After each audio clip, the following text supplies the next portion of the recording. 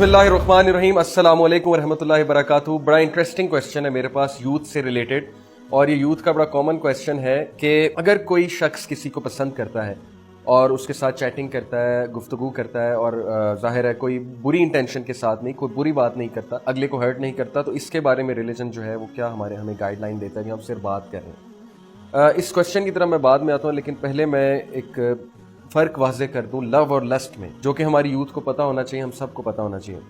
उस पर एक बड़ी ज़बरदस्त स्टोरी है।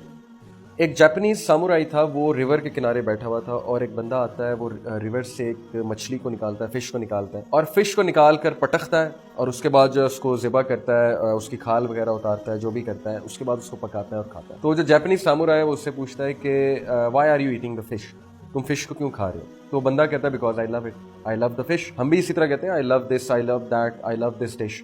तो वो एक बड़ी अजीब बात करता है, वो कहता है कि no, you don't love the fish, you don't know what love is. तो बंदा बड़ा हैरान होता है, वो कहता है कि ये किस तरह की बात कर रहा है, पता नहीं पागल है या क्या वजह है। बहरहाल उससे कहता है कि हाउ कैन यू से इट कि I don't love the fish. तो वो उसे एक बात करता है, वो कहता है देखो, तुमने फिश को निकाला अपनी ज़रूरत के लिए, फिश की ज़रूरत नहीं थी, तुमने अपनी ज़रूरत के लिए रिवर से उसे निकाला, उसको पटका, उसके बाद उसकी खाल उतारी, उसके बाद उसको तला, उसके बाद तुम खा रहे हो और तुम कह रहे हो लव द फिश।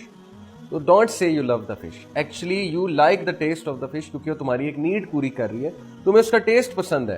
तो फिर उसने फ़र्क समझाया लव और लस्ट में। तो ये बड़ी ज़बरदस्त मिसाल है, इससे हम समझ सकते हैं कि लव और लस्ट में फ़र्क क्या है। लव अनकंडीशनल है, ज़रूरी नहीं कि लव में आपकी सारी नीड्स पूरी, ज़रूरी नहीं है कि लव में आपको जो कंडीशन लगे वही आप पूरी करें या अगला उसको पूरी करे। Love is about things which you can feel deep inside, और love is about not harming the other person, whereas this person was harming the fish. अब सवाल ये है कि अगर तो आप किसी की जरूरत इसलिए महसूस करते हैं